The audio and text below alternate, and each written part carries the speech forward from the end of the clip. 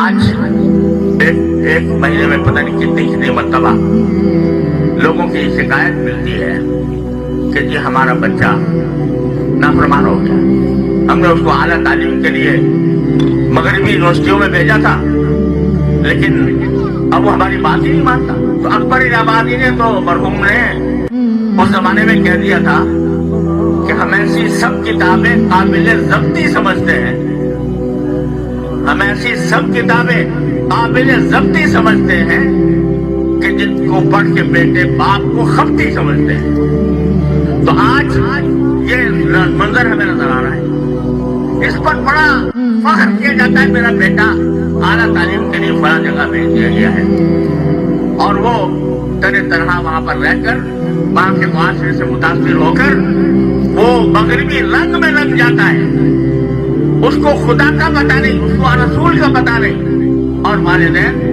बाद में आकर रोते कि जी हमने भेजा था लेकिन हाथ से निकल गया। तो क्यों हुआ ऐसा? इसलिए कि आपकी जिम्मेदारी थी कि अपने बच्चों की सही तालीम और तरबियत करें।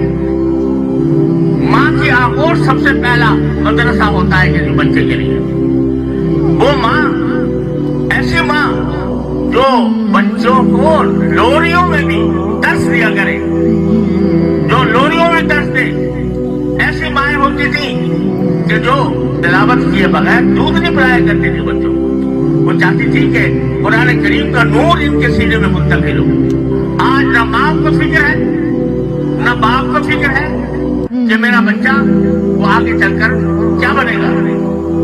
इतना तो जरूर है कि भाई थोड़ी सी उसको डिग्रियां दिलवा दी, लेकिन डिग्रियां दिलवाने के बाद बेशक वो मास्टर बन गया, वो ग्रेजुएट बन गया, वो पीएचडी हो गया, वो मास्टर कहने लगा, लेकिन सही इंसान भी बना कि नहीं, मुसलमान भी बना कि नहीं, ये तसव्वुर ज़हनों से ओझल होता जा रहा है।